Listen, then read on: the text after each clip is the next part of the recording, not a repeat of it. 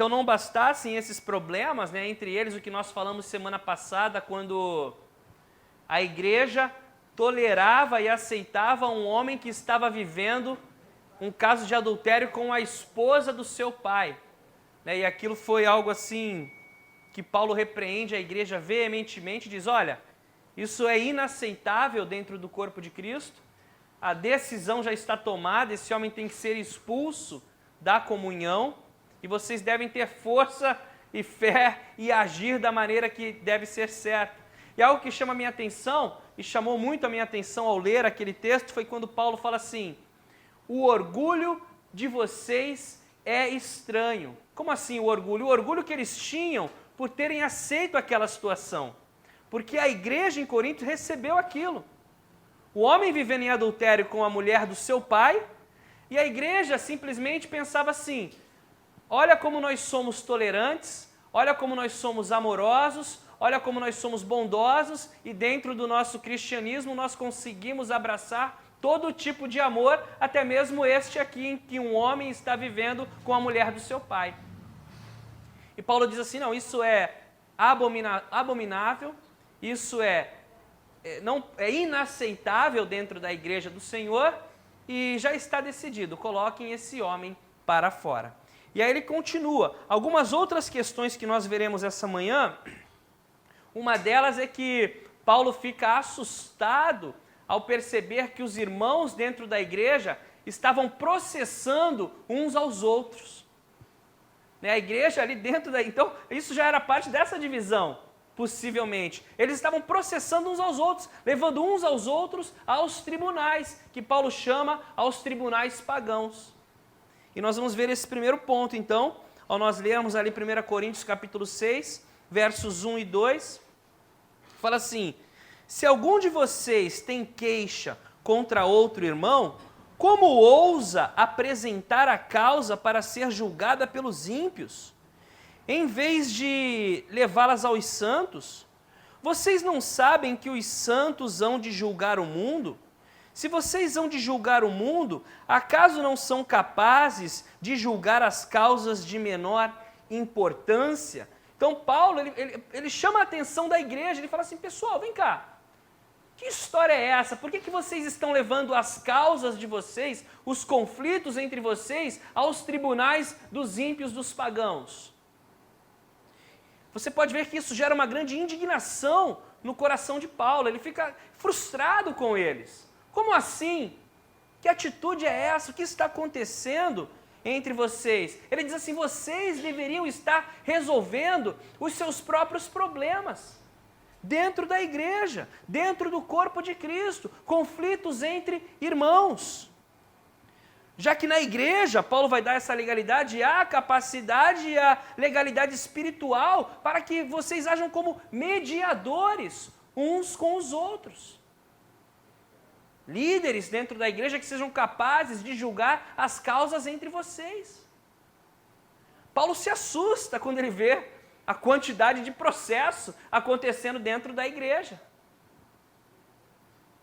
Irmão processando irmão. E aí ele fala algo interessante, né? Ele fala a respeito disso, levando aos tribunais dos ímpios, e aí ele fala, vocês não sabem que hão de julgar o mundo? Depois ele vai dizer, hão de julgar os anjos? E é interessante porque Apocalipse 20 fala a respeito disso, quando o Senhor Jesus voltar, nós reinaremos com Ele. A igreja de Cristo reinará com Cristo. E Paulo está dizendo o seguinte, gente, a igreja tem esse chamado de governar, de reinar, e é importante que entre nós, o corpo de Cristo, estejamos resolvendo os nossos conflitos e não levando para juízo externo. E presta atenção, né, que ele não está dizendo a respeito dos direitos civis e tal, você tem o seu direito de, quando você se sente prejudicado ou algo assim, porque o próprio Paulo, quando está sendo julgado ali diante de festa, ele apela para quem? Ele apela para César. Opa, quero ser julgado por César. O que ele está dizendo é o seguinte, a igreja precisa exercitar os dons, até mesmo de resolverem conflitos dentro do corpo de Cristo. É feio o que está acontecendo entre vocês quando vocês levam as causas de vocês para fora para serem julgadas pelos pagãos. Pessoas que não têm os mesmos valores. Resolvam os seus problemas. Verso 3. Vocês não sabem que haveremos de julgar os anjos, quanto mais as coisas dessa vida. A palavra de Deus fala que os anjos, né, que caíram na revolta junto com Satanás, aqueles que se rebelaram contra Deus, estão presos, alguns, e serão julgados quando o Senhor voltar. E de alguma forma ele nos conecta a esse julgamento, a igreja a esse julgamento. Mas aí o que ele está querendo dizer? Ele mostra algo grande para falar assim: resolvam as questões pequenas que acontecem entre vocês. E, gente, às vezes dentro do corpo de Cristo surgem tantos problemas bobos que nós não conseguimos resolver entre nós mesmos. E a palavra nos dá instrução e sabedoria para nós resolvermos. Se o teu irmão tem algo contra você, vai até ele, conversa com ele, resolve a situação. Se precisa de alguma outra pessoa, de testemunha, de palavra de sabedoria, façam isso, exercitem isso dentro do corpo de Cristo. Uma coisa que me chamou a atenção ao eu meditar nessas coisas, porque o que eu acredito que Paulo está querendo dizer aqui? Ele está querendo dizer, exercitem os dons que vocês têm, a capacidade que a igreja tem de resolver os seus problemas. E eu fico pensando numa coisa que tem se perdido aos poucos, que é o aconselhamento bíblico. O aconselhamento pastoral, o aconselhamento com pessoas que têm mais experiência dentro da igreja, isso é bíblico. De mulheres mais velhas que instruam as mulheres mais novas, de homens mais velhos com mais sabedoria no Senhor que instruam os mais jovens, de pessoas que buscam por conhecimento, por discernimento, que conversem uns com os outros, que busquem isso dentro do corpo de Cristo.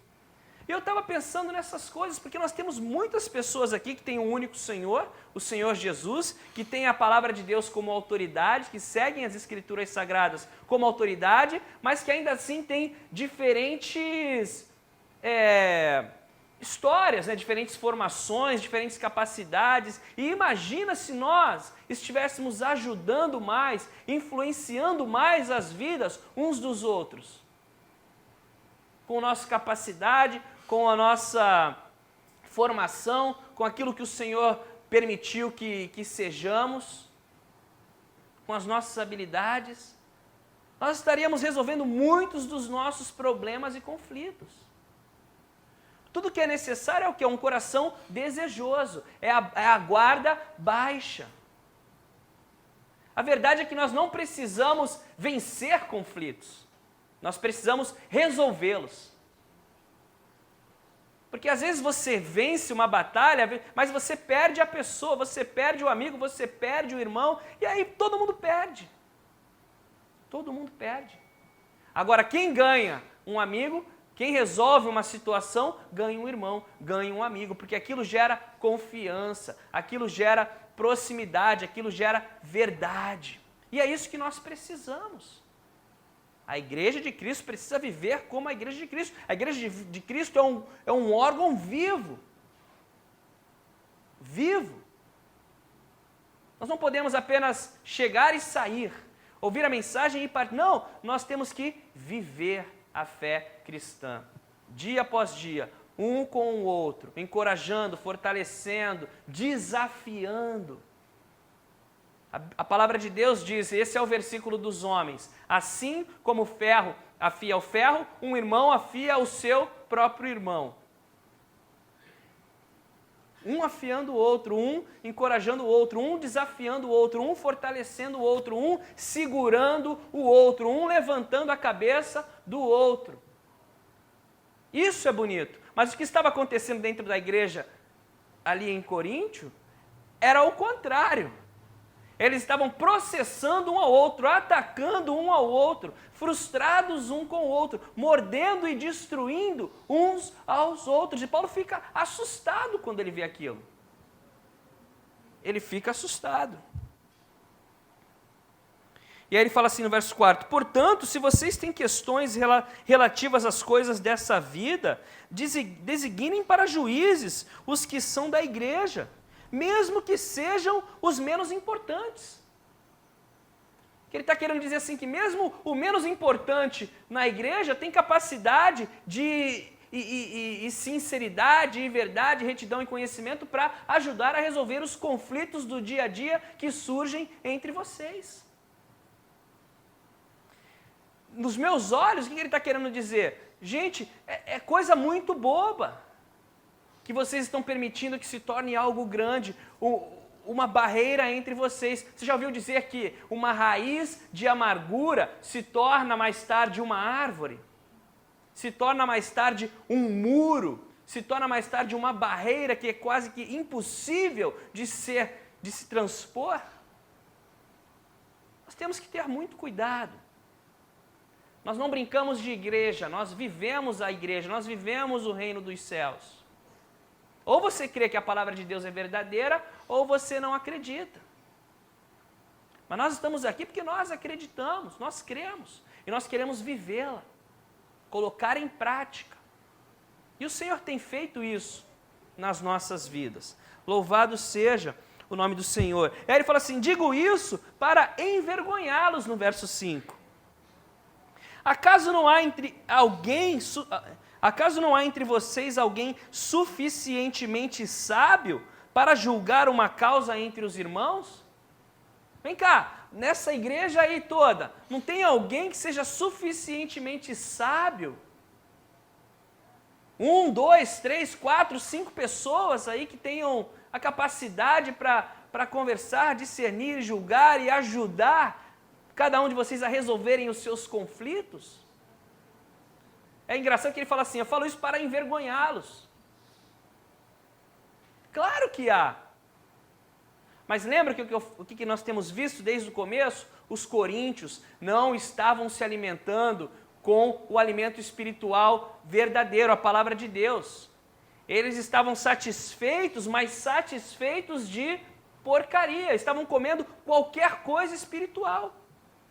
Por isso as divisões, por isso o estado infantilizado dos coríntios, que Paulo fala, eu gostaria de tratá-los com carne, mas sou obrigado a dar sempre leite para vocês. Porque vocês não crescem, ainda há divisões, ainda existem problemas, ainda existem conflitos entre cada um de vocês. E ele mostra esse ponto. E aí você vê, quando eles não são alimentados corretamente, a mente deles é afetada ao ponto de ficarem orgulhosos quando um homem está vivendo com a esposa do seu pai, acham aquilo normal, acham aquilo algo bom, ainda ficam orgulhosos pelo ato de amor, de aceitação. Paulo fala, não, está errado. Vocês precisam se alimentar corretamente. E agora esse problema, para com isso. Vocês não podem ficar processando uns aos outros tanto assim, levando o caso de vocês aos pagãos. Não existem pessoas sábias na igreja que possam aconselhar e resolver os conflitos? Mas ao invés disso, verso 6, um irmão vai ao tribunal contra o outro irmão, e isso diante de descrentes. É assim, vocês estão expondo a igreja, estão expondo uns aos outros, expondo isso ao mundo. Ao invés de darem bom testemunho, estão dando esse péssimo testemunho, levando essas questões que poderiam ser resolvidas facilmente dentro da igreja, para fora.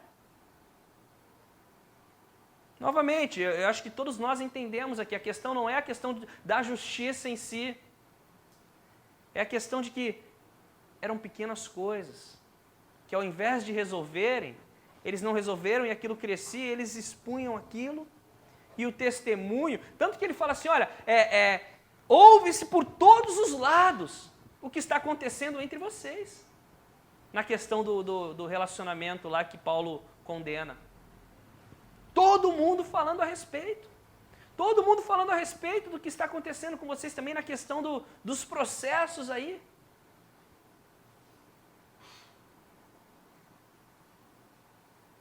E aí, ele fala assim, de fato, verso 7, e isso diante dos descrentes, né, expondo a igreja.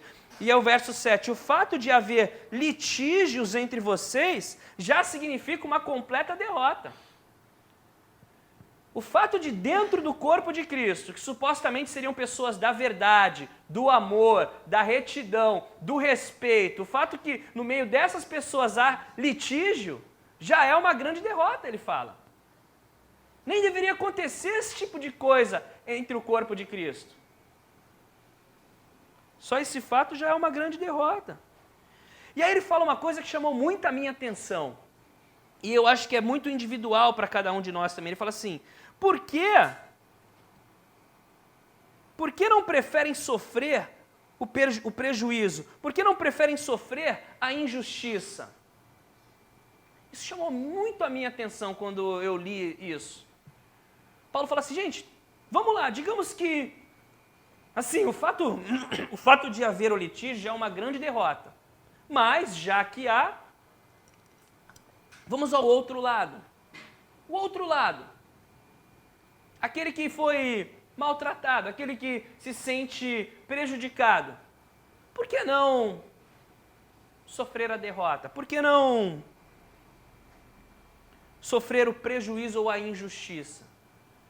Porque todo esse, como é que eu posso dizer, essa justiça, esse desejo, essa sede, essa fome por vingança e por justiça, isso chamou muito a minha atenção, porque às vezes, pessoal, existem situações, isso não quer dizer que você é uma pessoa que não busca pelos seus direitos, que você é uma pessoa acomodada, nada disso. Às vezes existem situações que cabe a nós, simplesmente, sabe aquela coisa que você fala assim, sabe essa situação minha? Eu entreguei nas mãos do Senhor, eu entreguei nas mãos de Deus e que o Senhor cuide, que o Senhor seja o meu advogado, que o Senhor me defenda, porque, quer saber, eu quero entregar. Ao invés de carregar aquilo, ao invés de ficar remoendo aquilo. Isso chamou muito a minha atenção quando ele fala isso. Porque ele nos mostra que nós temos a capacidade de sim perdoar, de sim ficarmos com o prejuízo. Tudo bem. Lá na frente eu conquisto de novo. Lá na frente o Senhor reverte essa situação. Lá na frente a gente caminhando, lutando, com fé no Senhor, batalhando, combatendo o bom combate, a gente conquista tudo aquilo que foi perdido ou atingido. E o Espírito Santo vai nos mostrar o momento certo para cada coisa. Quando nós temos um relacionamento com Deus, o Senhor nos direciona. O Espírito Santo nos direciona e nos mostra. Filho, faz isso aqui. Filha, age dessa forma. O Senhor vai nos mostrar. E aí, verso 8, em vez disso, vocês mesmos causam injustiças e prejuízos, e isso contra irmãos. E aí no final ele fala, no final vocês estão prejudicando uns aos outros aí, causando injustiças, prejuízos, mas olha, pode ter certeza, o que o homem planta ele colhe. Ainda que não seja nós mesmos buscando a justiça de alguma forma, mas tudo aquilo que nós fazemos, nós colhemos a consequência. Mais cedo ou mais tarde. No tempo certo. E ele fica entristecido, ele fica, poxa, como é que isso está acontecendo dentro da igreja? Os próprios irmãos causando injustiça e prejuízo uns aos outros. Algo que não deveria acontecer dentro do corpo de Cristo. Porque dentro do corpo de Cristo é propagado o amor, o respeito, o auxílio, o carinho, a cumplicidade. Essas coisas são ensinadas, essas coisas o Espírito Santo trabalha dentro de nós. E quando acontece isso, tem alguma coisa errada. Estamos nos alimentando da fonte errada. Precisamos voltar para Cristo. Voltar para o Senhor. E aí ele continua. O verso 9, ele fala assim: vocês não sabem que os perversos não herdarão o reino de Deus? Não se deixem enganar. Nem imorais, nem idólatras, nem adúlteros, nem homossexuais passivos ou ativos, nem ladrões, nem avarentos, nem alcoólatras, nem caluniadores, nem trapaceiros herdarão o reino dos céus. E aí, baseado nesses problemas, ele cita uma lista de pecados e diz assim: não se deixem enganar. Aqueles que causam esses prejuízos, que vivem dessa forma, causando prejuízo ao irmão, injustiça ao irmão, e todos esses que praticam esses pecados que ele lista, não herdarão o reino dos céus. Não herdarão o reino dos céus.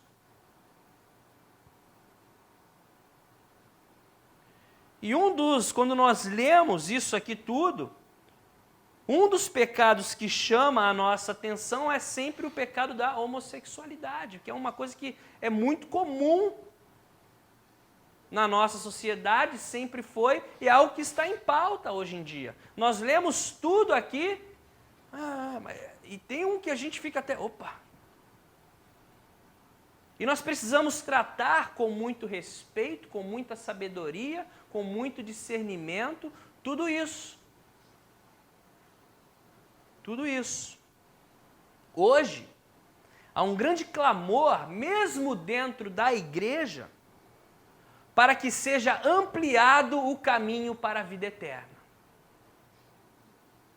Há um clamor muito grande, para que se abram as portas para todos os tipos de estilos de vida. E então irem para a vida eterna.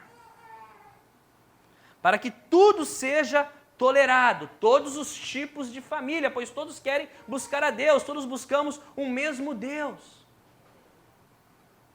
E aí é quando o assunto vai ficando complexo.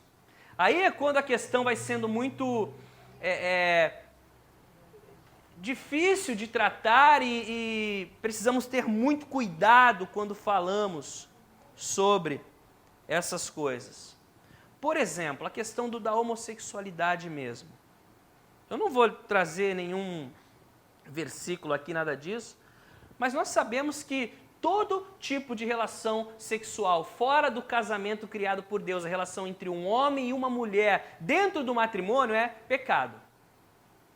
Um homem e uma mulher que estão vivendo em fornicação fora do casamento, eles estão pecando contra Deus tanto quanto dois homens ou duas mulheres.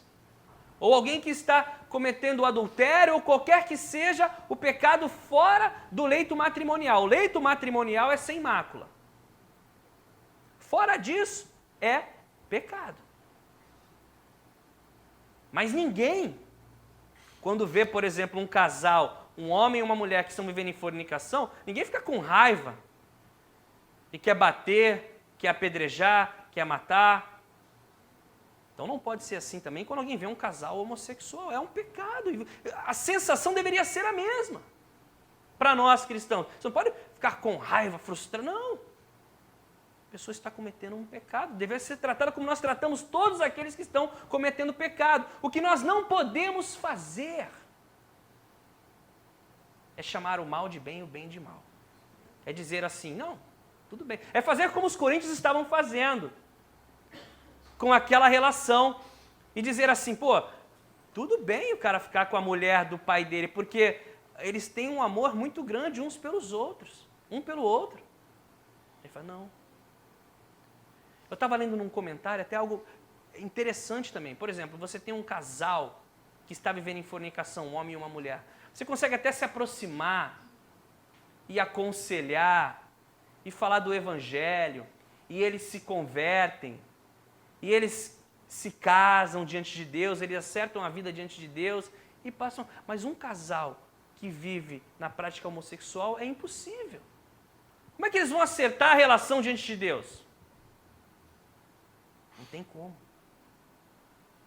Então, falando a verdade em amor, quando lhe é permitido, quando lhe é dada a oportunidade, você assim o faz.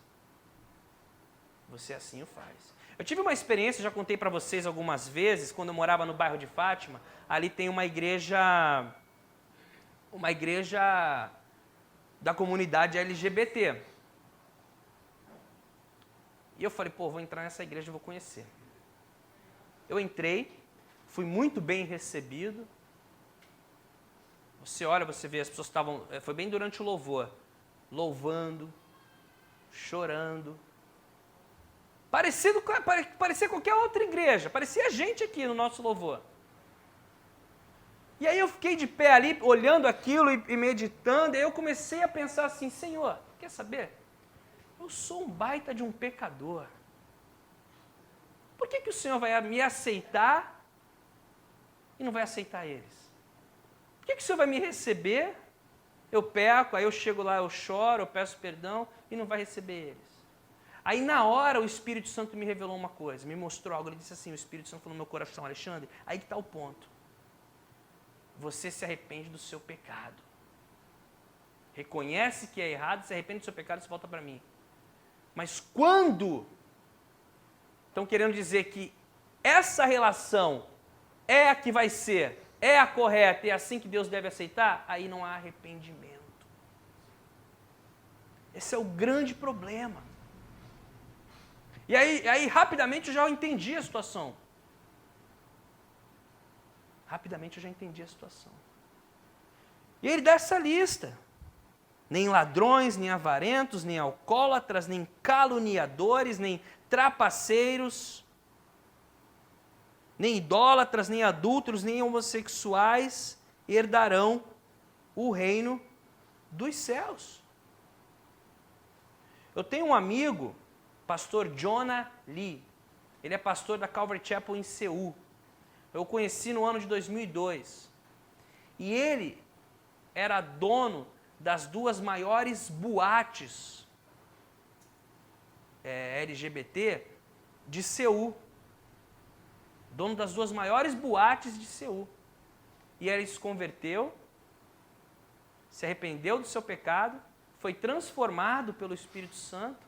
E hoje, até mesmo agora, nesse final de semana, eles estão fazendo um festival lá, que já é o 3º ano, que é o festival chamado Santidade, em Seul, onde o Senhor tem direcionado ele a alcançar, em amor, a comunidade LGBT. Eu estava conversando com o Steve, ele tem um amigo da Califórnia também, que é um dos fundadores dos movimentos LGBT, e ele também foi alcançado pelo amor de Cristo, se converteu, e hoje ele também é um missionário e trabalha nessa direção em alcançar em amor.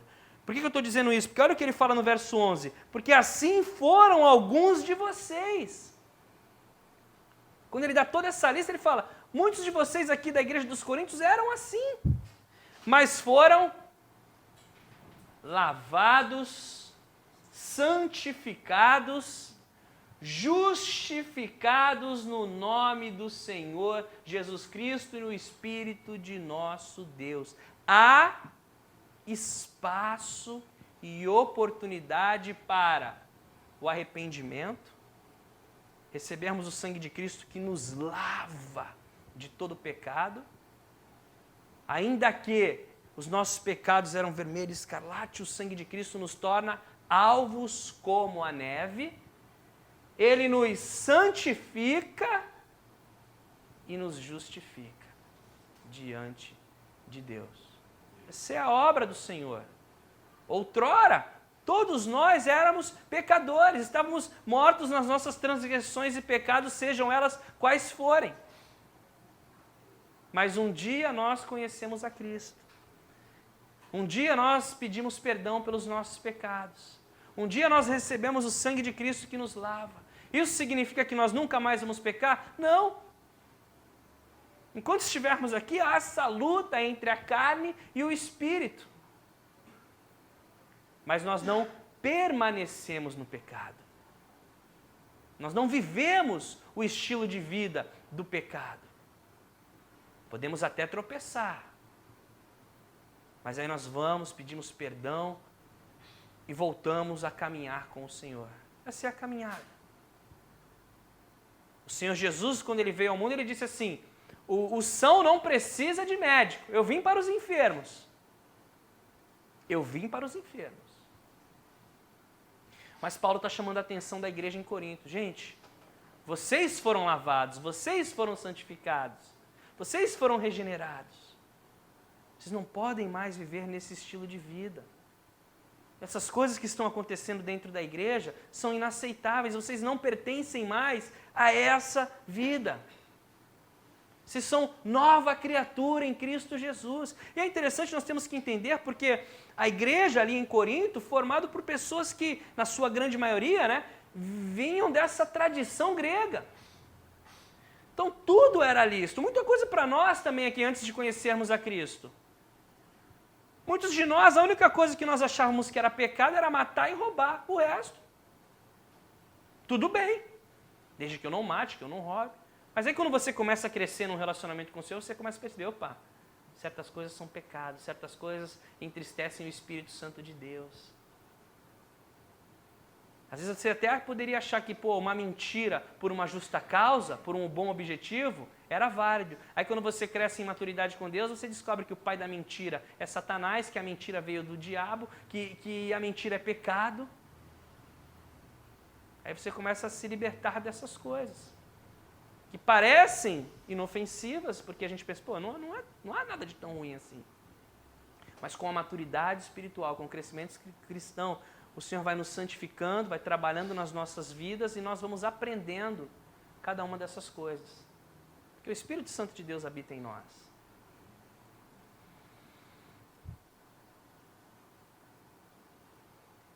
E aí ele prossegue. Tudo me é permitido, mas nem tudo convém. Tudo me é permitido, mas eu não deixarei que nada me domine. E agora Paulo vem, continuando no assunto, ele fala assim, olha aqui, tudo é permitido, mas nem tudo convém.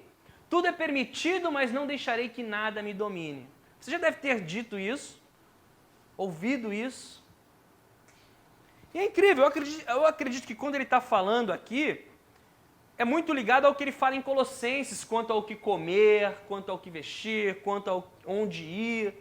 Eu tenho liberdade para fazer muitas coisas, mas, para que não faça o irmão tropeçar, eu na minha liberdade, eu me poupo. Eu sei que eu tenho a liberdade, mas por amor a você, eu me seguro. Eu não vou além.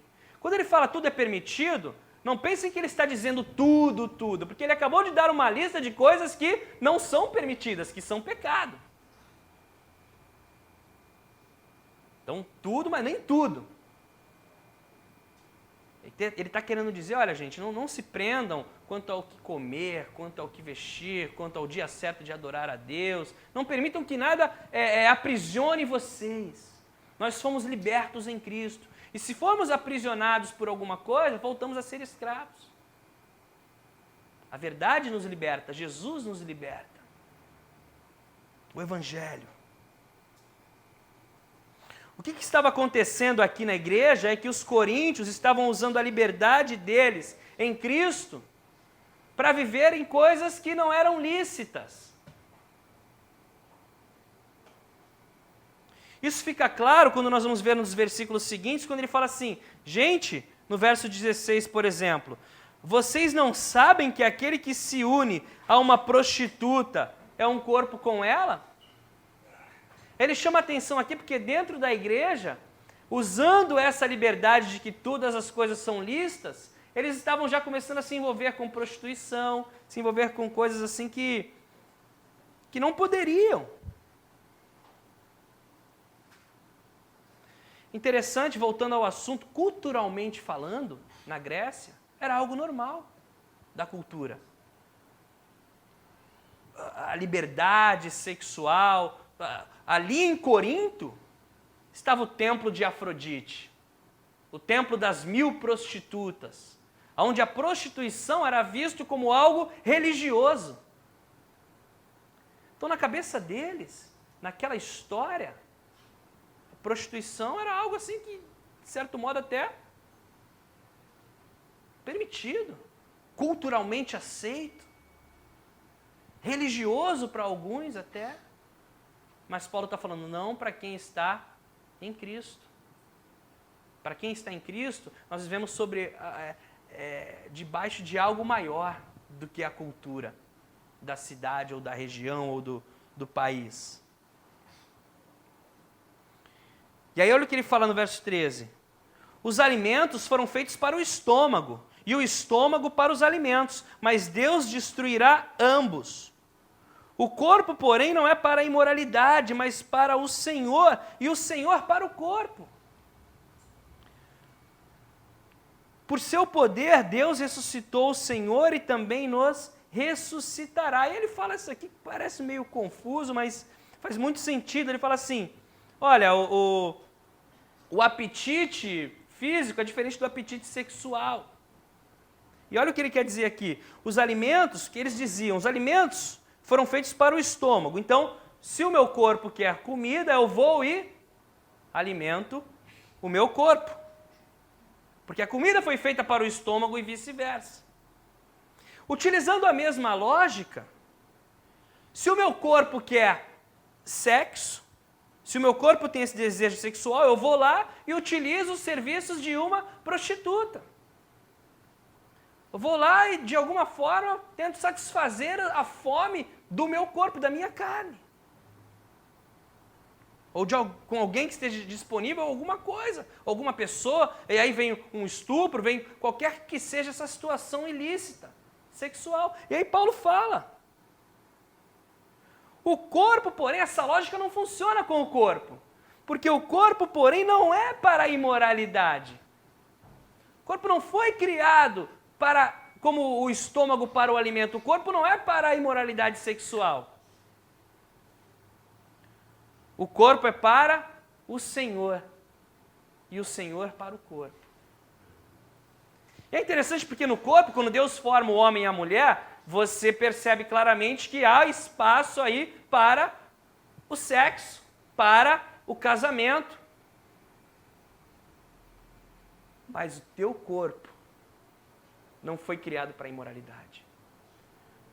O teu corpo foi criado para Deus, para glorificar a Deus. E lembrando, a relação sexual dentro do casamento ela é abençoada por Deus. É um presente de Deus, é uma bênção do Senhor. Fora dele é imoralidade. E o nosso corpo não foi criado para a imoralidade. Nós fomos criados para a glória de Deus. Pensa nisso. Ele está chamando a atenção da igreja em Corinto. Vocês são o templo do Espírito Santo. Vocês estão perdendo o tempo de vocês se dedicando a essas imoralidades. Esse tempo passou, vocês vivem para Cristo agora. Dediquem os corpos de vocês para a honra e glória do Senhor. Vivam para o Senhor.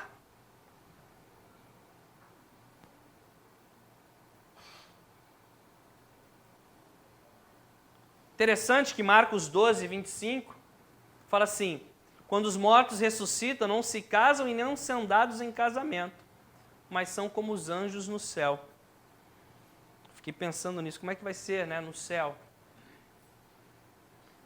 Mas aqui, o nosso corpo é para a glória do Senhor. E esse apetite que eles estavam vivendo e querendo satisfazer, Paulo falou, não, apaga isso. E olha o que ele fala. Vocês não sabem que os seus corpos são membros de Cristo? Tomarei eu os membros de Cristo e os unirei a uma prostituta? De maneira nenhuma. Vocês não sabem que aquele que se une a uma prostituta é um corpo com ela? Pois como está escrito, os dois se tornarão uma só carne? Dentro da relação conjugal há algo, não apenas dois corpos que se unem, mas há um mistério de corpo e alma. Cada vez que uma pessoa se entrega a uma outra pessoa, é um pouco dela que ficou ali naquela relação, naquele relacionamento. É um pouco que foi tirado. A relação íntima. E Deus fala, é uma relação de uma só carne, uma relação que não é para ser entregue de qualquer forma. Verso 17. Mas aquele que se une ao Senhor é um espírito com Ele. E esse é o desejo de Deus para as nossas vidas, que nós vamos nos unir ao Senhor. E continuando, ele fala assim no verso 18: fujam da imoralidade sexual. Todos os outros pecados que alguém comete fora do corpo, os comete. Mas quem peca sexualmente, peca contra o seu próprio corpo. Então ele diz aqui muito claramente, olha, fujam da imoralidade sexual, porque é um pecado contra o próprio corpo. É um pecado contra o próprio corpo. Um exemplo disso foi o próprio José, né? Quando tentado pela esposa de Potifar, ele fugiu. Quanto à tentação sexual, pessoal, quanto à tentação sexual que todos nós somos tentados, a palavra de Deus não nos instrui a resistir. Veja o quanto você aguenta. A palavra de Deus nos instrui a fugir, sair da cena, tirar o foco. É muito claro nisso. Porque todo pecado que alguém comete, fora do corpo comete. Mas quem peca sexualmente, peca contra o seu próprio corpo. Acaso não sabem que o corpo de vocês é santuário do Espírito Santo, que habita em vocês, que lhes foi dado por Deus, e que vocês não são de si mesmos? Nosso corpo é um santuário do Espírito Santo que habita em nós. Nós não somos mais de nós mesmos, pertencemos ao Senhor. E essa é a ideia que ele quer deixar com os coríntios. Gente,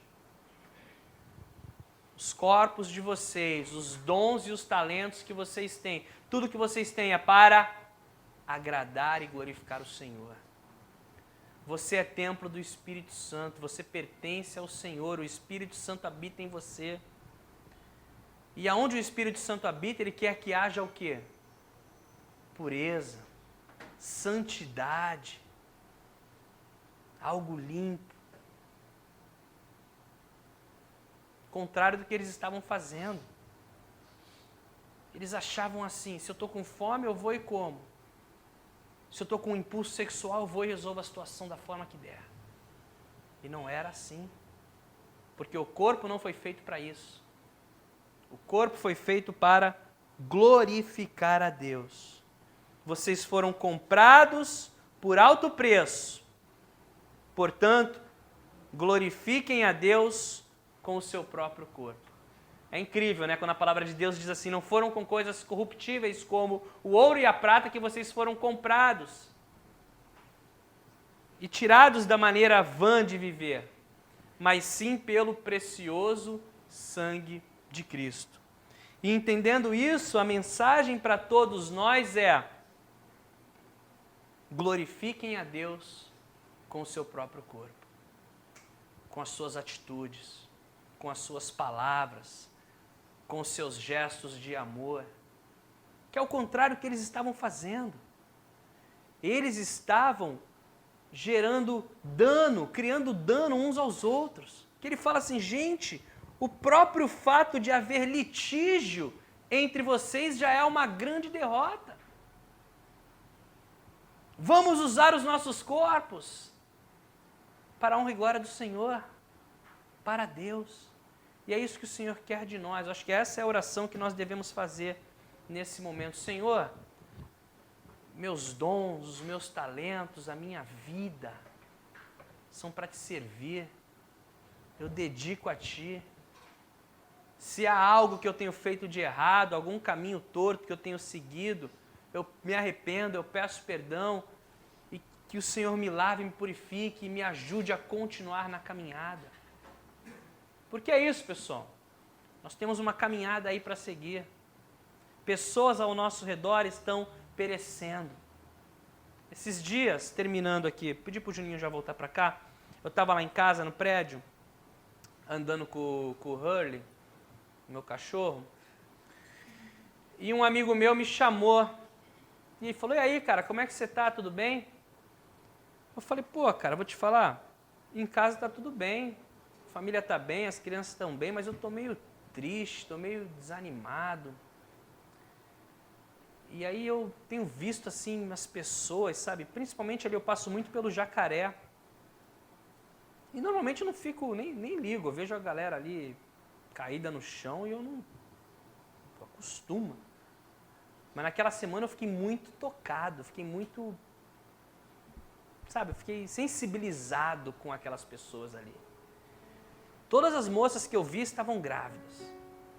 Todas as pessoas atravessando a rua de forma alucinada, para lá e para cá. E aí eu comecei a ser um pouco mais pessoal naquilo, comecei a olhar e tentar imaginar uma história, imaginar uma vida, imaginar um futuro, imaginar um parto daquela criança, imaginar... E aí você fica destruído. Aí depois eu vi uma mulher lá do prédio que o filho é amiguinho do Lucas, eu jogo bola com eles, eu tenho o nosso time lá. Só a molecadinha e eu de marmanjo, eu sou goleiro. Mas eu adoro jogar bola com eles. E aí a gente... Tio, vai jogar. Eles me vendem, tio, vai jogar, tio, vem jogar. Já me chamam de longe. Mas a mãe do garoto está com câncer, sabe? Ela sempre foi uma mulher muito forte, eu vi ela assim muito abatida. Tenho até pedido ao Senhor pela vida dela. Né? Às vezes os garotos começam... A molecada xinga a mãe o tempo todo, né? E aí... Xingaram a mãe dele. Eu falei: pô, cara... Aí ele começou a chorar. O que foi, cara? Eu já sabia. Eu falei: pô, não xinga a mãe dele não. Ele: pô, minha mãe tá com câncer, tá xingando minha mãe, não sei o quê. E aí a gente conversou. Né? O que eu tô querendo dizer com isso? O mundo precisa de nós.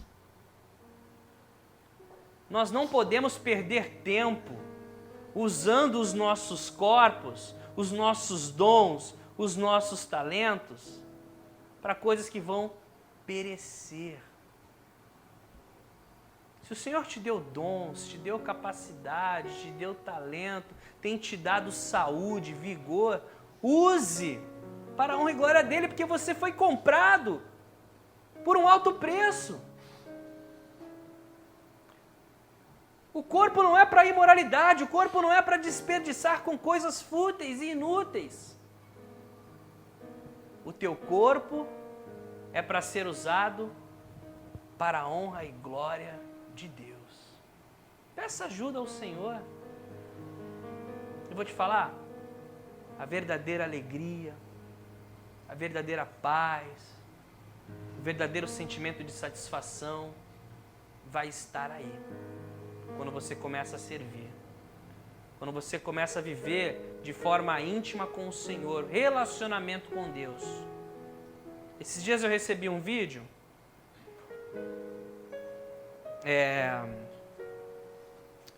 como é que é? Antigamente você ouvia falar, por exemplo, assim, de muitos pastores frustrados em seus ministérios, né? As coisas não aconteciam, muitos desafios, muitas limitações, os pastores ficavam deprimidos, os pastores ficavam tristes, os pastores tiravam a própria vida. E aí hoje você vê um fenômeno meio que oposto. Pastores bem-sucedidos, com igrejas grandes, com famílias lindas, com carros e tudo aquilo que o ministério proporciona, mas ainda assim, doentes e deprimidos e tristes e oprimidos e sofrendo. E aí você para e pensa e olha, mudou o cenário, mas não mudou o problema. E pastor é um ser humano como qualquer outro, que precisa viver a realidade da comunhão com Deus, do dia a dia com Deus. Porque o que vai te manter de pé, o que vai me manter de pé, não é nada que você tenha ou não tenha. É o Senhor. Tudo posso naquele que me fortalece. sei passar dificuldades e sei viver quando tudo está bem. Porque não é nenhuma dessas coisas que me guia, e sim uma vida com Deus, um relacionamento com o Senhor. E que isso sirva de verdade para nós. Gente, eu particularmente acredito que nós estamos vivendo nos últimos dias do arrebatamento da igreja, da volta de Cristo, do milênio, de tudo isso. Mas ainda que a nossa vida é curta. Já vou fazer 40 em dezembro. Vim para cá com 26. Não, eu vim para cá mais ou menos nessa idade. O que eu sei é que eu já vou fazer 40 em dezembro. A vida passa. Senhor, nós te agradecemos pela tua fidelidade, pelo teu amor, pela tua obra nas nossas vidas, Senhor. Te agradeço por essa igreja e por toda a igreja que tem se reunido na cidade do Rio de Janeiro, no Brasil e no mundo, para proclamar as boas novas do reino de Cristo, para proclamar o Evangelho, para instruir na justiça e na verdade.